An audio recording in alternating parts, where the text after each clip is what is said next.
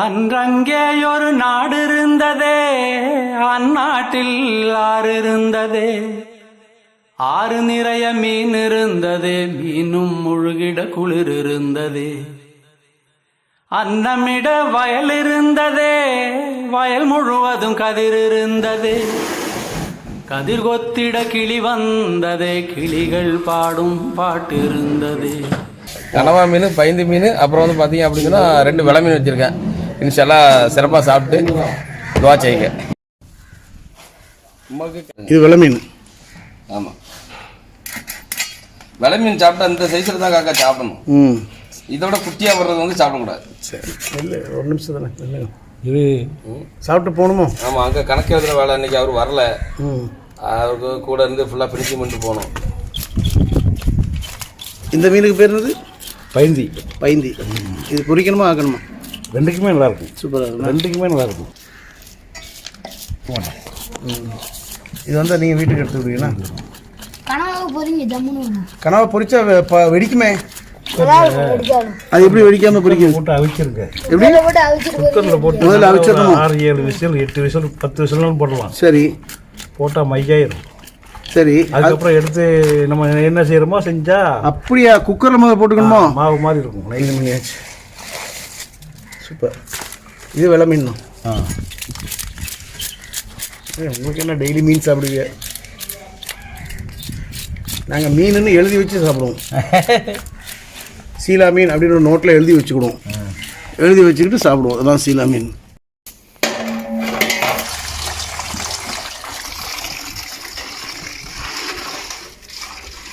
எந்த ஸ்கூல் படிக்கிற? சென்ட்ரல்லையா? என் வீடு எத்தாப்புல தானே இருக்கு. எத்தனாவது படிக்கிற? 8ஆ?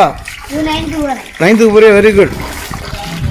அப்போ நான் உங்கள் ஹெட் மாஸ்டர் சொல்லட்டா, நல்லா படித்து கொடுங்க, ஸ்டேட் ஃபஸ்ட் எடுத்து கொடுங்க. ஆக்கிற மாதிரி போடுங்க. நம்ம உங்கள் வீட்டில் எப்படி போடுவீங்களோ அப்படி போடுங்க. பொதுவாக நம்ம ஊரில் வந்து சேர்வரை அடிக்கிறது காரணம் என்ன? இந்த வெலை மீனில் கரை உள்ளதாக அடிக்கும். எங்கள் அது என்ன செஞ்சு அதில் என்னத்தை வெட்டி பட்டியா? இந்த கச்சரா. ஆமாம், அந்த கச்சரா வந்துக்கிட்டு வெட்டி விழுந்துட்டு அப்படின்னா மீனில் பிடிச்சிரும். மீனில் பிடிச்சிரும். அது கவனமாக எடுக்கணுமா? துண்டு. சரி, அதான் உங்களுக்கு போடுங்க. பிஸ்மில்லா. வாவ்,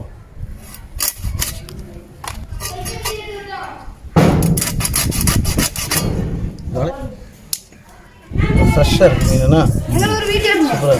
யார? இது பைந்தி. இந்த மீனுக்கு பேர் தான் பைந்தி. இது நம்ம கடலில் தான் கிடைக்குதோ? அப்போ பைந்திங்கிறது ஜெயந்திக்கு அக்காவா? சுகந்தியோட தங்கச்சி. பாப்பா முகத்தை திருமுகத்தை கடிக்கவா ஓடுறான் பேர்.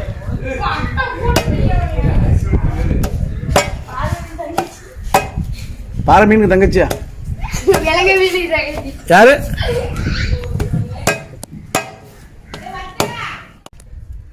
எல்லாமே அருவாமனை தானே? ஆமாம் சார்.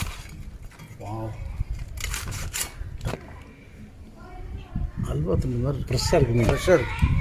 இது பித்தா. இது என்னது? இது பட்டிச்சு அப்படின்னா கசக்கும். மீன் கசக்கும். ஆமாம், வெரி குட். மசாலா சென்னை புரியலா? சூப்பர். பைந்தியை பற்றி சொல்லுங்களேன். அந்த பைந்தி மீன்கிறது பார்த்தீங்க அப்படின்னு சொன்னால் 1/2 கிலோவுக்கு மேலே அந்த ரேஞ்சில் பார்த்தா ஒரு கிலோ 2 கிலோ சைஸுக்கு உள்ளே உள்ளதெல்லாம் பார்த்தீங்கன்னா பொதுவாக எந்த மீனாக இருந்தாலும் இந்த ரேஞ்சுக்கு உள்ளே உள்ள மீன் வந்து ருசியே வேறு. இதை தாண்டி மற்ற ஒரு சில மீன்கள் தான் அந்த நெய் மீன் பாறை, நெய் மீன் சீலா அப்படின்னு சொல்கிறதுனா 10 கிலோவுக்கு மேலே ஒரு சில மீன்கள் தான் அந்த கேட்டகரிக்கு போகும். ஆமாம், இந்த மாதிரி வெலை மீன், இந்த சின்ன ரகத்து பாறைகள், இந்த பைந்தி இதெல்லாம் பார்த்தீங்கன்னு சொன்னால் ஒரு 1/2 கிலோ 2 கிலோவுக்கு உள்ள மீனில் வந்து தனி ருசி இருக்கும். அண்ணா விருது பெற்ற யாசர் அரஃபாத்துடைய வீட்டுக்கு வந்திருக்கோம். அவர் வந்து கிட்ட 1:30 மணிக்கு ஃபோன் பண்ணி சொன்னார், நல்ல சூப்பராக கனவா மீன் வந்திருக்கு.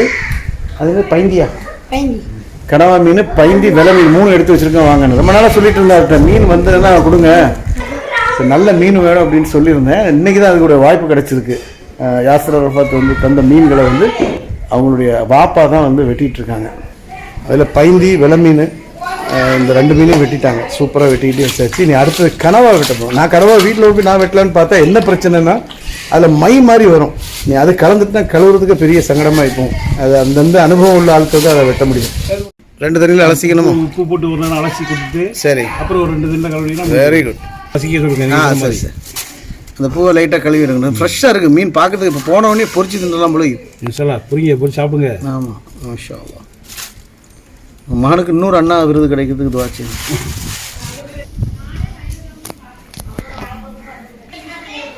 கனவா இப்போ க்ளீன் பண்ணிட்டு இருக்காங்க. கனவா இது ஆமாம், கிட்னி கிட்னி. கனவா கிட்னிலாம் இருக்குமோ? மைய மை. இந்த மையை நம்ம பேனால் ஊற்றி எழுத முடியாதோ? அந்த ஒரு மை போதும். அரை மைல் தூரத்துக்கா? மயில் தூரத்துக்கு கலக்கி கொடுத்துரும். அந்த ஒரு மை போதும். அதுக்கு தற்காப்பு. அரை கிலோமீட்டருக்கு கலக்கி விட்டுருமோ? உயிரோட டீச்சர் அடிக்கும், மையை முகத்தில் தெரிச்சிட்டு போயிடும். அந்த பகுதியை கூட இருட்டாக்கிடும். அப்போ கனவா ஹோலி கொண்டாடும். இந்த பாருங்க மைய ஹோலி நேரத்தில் ஹோலி கொண்டாடும். எடுத்து வெளியில் விட்டுற வேண்டியதான். இது வந்து ஓடுனா கனவாவுடைய ஓடு. இந்த ஓடு என்ன செய்யுங்க? லவ் பேர்ட்ஸ் திங்குமா? கரும்பி திங்குமா? அது காசு 1 கிலோ. 1 கிலோ எவ்வளோ? 450 ரூபா. 1 கிலோ 450 ரூபாயா? அப்படியா? இப்போ எல்லாத்தையும் விற்றுவானுங்களோ? ஆமா ஆமாம். இந்த ஓடு வந்து கனவா ஓடு தானே. இது என்ன செய்வாங்க? லவ் பேர்ட்ஸ் திங்க 1 கிலோ 450 ரூபா. 1 கிலோ 450 ரூபாயா? லவ் பேர்ட்ஸுக்கு பிரியாணி சாப்பிட்ட மாதிரியா? ஆமா. Very good. கனவா முட்டையை பாருங்க. கனவா முட்டை எங்கே இருக்கு? காட்டு பாப்பா, எடுத்து காட்டு, கையில் காட்டு. ஒரு நிமிஷம். ஆட்டாத.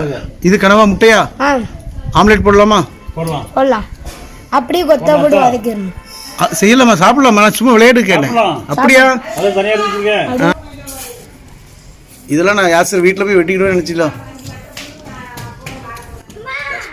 இந்த கனவா மீனில் வந்து மை எதுக்கு எல்லாம் பறிச்சிருக்கான்? அதுக்கு வந்து அதுக்கான ஆயுதமே அதுதான். அந்த கனவாக்கு வந்து அந்த மை தான் ஆயுதம். என்ன செய்யும்? அதாவது மற்ற மீன்கள்கிட்ட இருந்து தன்னை தற்காத்துக்கிறதுக்கு அந்த மையை தான் பயன்படுத்திக்கிறோம். எப்படி என்ன செய்யும்? அதாவது ஒரு மீன் தாக்க வருதுன்னு சொன்னா அந்த மீன் தாக்க வரும்போது அதுக்குள்ள இருக்கக்கூடிய மையை வந்து பீச்சு விட்டுரும். சரி. அந்த இடமே கிட்டத்தட்ட பார்த்தீங்கன்னா ஒரு குறிப்பிட்ட சரௌண்டிங் வந்து பிளாக் ஆயிரும். கடலே கருங்கடல் மாதிரி ஆயிரும். அது இப்படி இருக்கிறதுக்கு நமக்கு தெரியாது. அவ்வளவு இது இப்படி முகத்தை வச்சுட்டு பார்த்தா கூட தெரியாது. அந்த அளவுக்கு கலங்கி விட்டுரும். அதாவது இத்தனோண்டு தான் மை இருக்கும். அது ஒரு குறிப்பிட்ட சுற்றளவுக்கு பிளாக் ஆக்கி விட்டுரும். அப்ப அந்த மீன் வந்து அதுல இருந்து இந்த மீனை தேடுறதுக்குள்ள இது பல கிலோமீட்டர் தூரம் எஸ்கேப் ஆயிரும். சோ அப்ப அத்தா காட்டினாங்க சின்ன பை தான். ஆனா கம்ப்ளீட்டா கலக்கி விட்டுரும். என்ன ஒரு இதுன்னு கேட்டீங்கன்னா கருப்பு வந்துட்டே இருக்கு. இதான் அந்த கனவாவோட பை. சுப்ஹானல்லாஹ். ஒரு சாதாரண ஹீரோ பென்னில் உள்ள 2 இதுக்கு மைய அளவு தான் இருக்குது. ஹீரோ பென்னில் உள்ள மைய அளவு இருக்கு. அந்த அளவுக்கு 2 அளவு திக்னஸ் இருக்கும். அவ்வளவுதான். அந்த அளவு கொண்ட மை வந்து ஒரு குறிப்பிட்ட தொலைவை வந்து பிளாக் பண்ணிட்டு எஸ்கேப் ஆயிடும். அது அங்க இருந்து வெளியில வர்றதுக்குள்ள எந்த மீனை பார்க்க முடியாது. பறந்துடும் அது பாட்டு.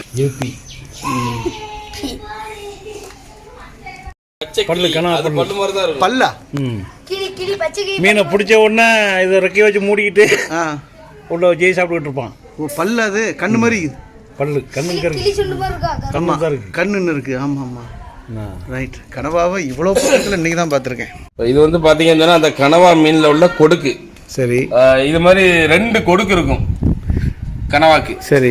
இந்த கொடுக்கை வந்து என்னன்னு கேட்டீங்கன்னா ஒரு அதனுடைய இறை போகுதுன்னு சொன்னா அந்த இறைய வந்து எட்டி பிடிக்கிறதுக்கு இந்த கொடுக்கை பயன்படுத்திக்கிறோம். இந்த தவளை நாக்க வச்சு தோற அந்த கான்செப்ட்ல தான் ஓனான் எல்லாம் பிடிச்சி நாக்க பிடிச்சி தட்டி நாக்கு எவ்வளவு நேரத்துக்கு போய் டக்குன்னு ஒரு பூச்சியை கவுது. ஆமா, அந்த மாதிரி இதுக்கான இறைய வந்து இதை பயன்படுத்தி தான் ஒரு டக்குன்னு இது பண்ணும்போது அதுக்கு மேல இது வந்து அவ்வளவு தூரம் போகும்னா. ஆமா, இந்த இது எவ்வளவு லென்த் அந்த லென்த் போகும். அது வந்து ஒட்டிக்கிறோம். இது சாப்பிடலாமா? சாப்பிடலாம். சூப்பரா இருக்கும் இது சாப்பிடுறதுக்கு. ஆமா, சாஃப்டா இருக்கும், சூப்பரா இருக்கும். எக்ஸ்போர்ட் ரொம்ப இது குட்டி கனவாக்கு தான் விலை ஜாஸ்தியா? இதுல பெருசா இந்த ரகத்துக்கு தான் விலை அதிகம். இந்த சின்ன கனவாக்கு இது பேர் என்னது? ஸ்குட்டு.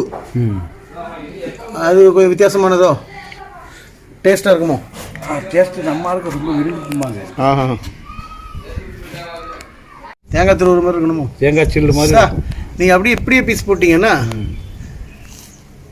இது சுருங்குமோ? இல்லை, அதே அளவுக்கு தான் இருக்கணும். அதே அளவுக்கு தான் இருக்கும். சரி, உங்கள் வீட்டில் என்ன செய்வீங்களோ அது மாதிரி செய்யுங்க. உங்கள் வீட்டில் எப்படி பீஸ் போடுவீங்க அப்படியே செய்யுங்க. நான் கூட வெட்டிக்கிட்டீங்களா? ஒன்றும் வெட்ட வேணாம். ஆமாம், இது வீட்டில் போய் க்ளீன் மட்டும் பண்ணிவிட்டு தண்ணி மட்டும் விட்டு அலசிட்டு இதுக்கெல்லாம் ஒரு தண்ணி 2 தண்ணி விட்டா போட போதும். சரி. ஏன்னா எல்லாத்தையுமே நான் முடிச்சிட்டேன். கனவா பீஸ் போட்டாச்சு. இது அந்த கொடுக்கா அதான் சூப்பராக இருக்கும். அது சூப்பராக இருக்கும். சிங்கப்பூர்லாம் தலையோடு போட்டுருவாங்க, பச்சையாக திம்பானுங்க.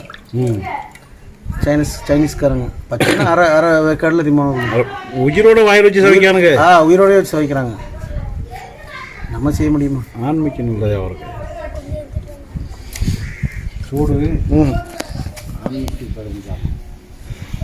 அதான் ஸ்கூல் லீவ் விட்டாச்சா? எப்போ திறக்குதான்? அடுத்த வருஷமா? ஜூனா? 6க்கா?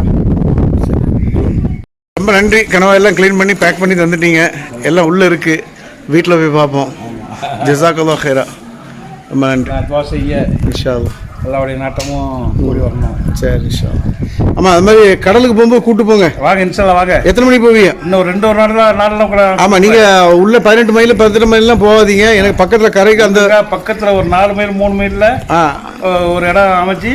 ஆமாம், இருக்க இடம் இருக்கு. அதில் போய் நம்ம பயணிப்போம். இலங்கை கடற்படை சுடாத இடத்துக்கு கூட்டு போங்க. சிரிக்கிறீங்களா? சரி, 3 நேரம் மாட்டிருக்கேன். அப்படியா? 3 நேரம் மாட்டிருக்கேன். ஆமிட்டேன் விட்டா அது உங்களுக்கு காடு இருக்கிறதால விட்டுருவாங்கண்ணா? இல்லை, அப்போ காடெலாம் கிடையாது. இந்த மீன் ஆசையில் நம்ம எல்லையை விட தாண்டி உள்ளே போவோம். அது தெரியாது இல்லையா நமக்கு இல்லைன்னு சொல்லி? தெரியாது. அந்த இடம் வந்து டப்படப்பட்டு அடிப்பான், உள்ள வராது. அப்படி நம்ம யோசனையா கையை தூக்கிறோன்னு தான். சரி சரி. அதுக்கப்புறம் வெளியே வந்து ஏதாவது சொல்லுவோம், அவளையே வாங்கு. சரி, இப்போ நம்ம இங்கே இலங்கை மீனவர், நம்ம தமிழ் மீனவர் தானே யாரும் சுடுறான், இதே சுடுறாங்க, அந்த இலங்கை ஆர்மி சுடுது. இப்போ அது மாதிரி தமிழ்நாட்டிலையும் கடற்படை இருக்குதுன்னு செய்யும். நம்ம ஏரியாவில் இலங்கையிலேருந்து வர்றவங்களை நம்ம சுடவே செய்கிறோம். நம்ம தான் அரசு தான் பண்ணுவாங்க, சுட மாட்டாங்க. ஏன் அப்படி? அது அவங்களுக்கு நமக்குள்ள ஒரு வேறு. ஆண்டவரே ஆண்டவா. சுட்டாலும் பரவாயில்ல, பல கொடுமைகளுக்கு ஆளாக்கிறாங்க. என்ன ஆச்சா, ரொம்ப ஒரு அதுக்கு அரசாங்கம் எந்த ஒரு இது எடுக்க மாட்டிருக்காங்களே. ஆமாம். யாசர் அரஃபாத் வீட்டுக்கு போய் அவங்க அத்தா வந்து அழகான முறையில் இந்த ஸ்குட், அதாவது இந்த கனவா மீன், அப்புறம் இன்னும் 2 மீன்களை க்ளீன் பண்ணி தந்துட்டாங்க. ரொம்ப சூப்பராக. நம்ம வீட்டில் கொடுத்தது பெரிய சிரமமாக இருந்திருக்கும், அதெல்லாம் வந்து ஈஸி ஆகிடுச்சு. ஆனால் அவங்க நம்ம பார்க்குறதுக்கு கஷ்டமாக இருந்துச்சு. ஆனால் அவங்க சரன்னு வெட்டி தள்ளிட்டாங்க, எல்லாம் க்ளீன் பண்ணி. இப்போ வீட்டில் போய் ஒன்றும் இல்லை, ஒரு தண்ணியில் வந்து 2 அலசி அதை பொரிக்கவோ ஆக்கவோ செஞ்சால் போதும். ஃப்ரெஷ் மீன் கிடச்சிருக்கு. யாசர் அரஃபாத் ரொம்ப நன்றி. யாசர் அரஃபாத்துடைய தகப்பனாருக்கு மிக்க நன்றி. 2வது நம்மளை வந்து கடலுக்கு கூப்பிட்ருக்காங்க. ஒரு வாட்டி வந்து 3:30 மணிக்கு போவாங்களாம் விடிய காலம். இன்ஷா அல்லாஹ் ரொம்ப ஆசை ஒரு நாளைக்கு போகணும் அப்படின்னு சொல்லிட்டு கடலுக்கு போய் கடலில் வந்து அங்கே உள்ள மீன் பிடிக்கக்கூடிய அந்த காட்சிகளை எடுக்கிறதுக்கு வாய்ப்பு இருந்தால் நிச்சயமாக தர்றேன். இந்த வீடியோ உங்களுக்கு பிடிச்சிருக்கும், என்ஜாய் பண்ணியிருப்பீங்க. தேங்க்ஸ் ஃபார் வாட்சிங். நன்றி. அடுத்த ஒரு பதிவில் சந்திக்கிறேன். அஸ்ஸலாமு அலைக்கும் வரஹ்மத்துல்லாஹி வபரகாத்துஹு.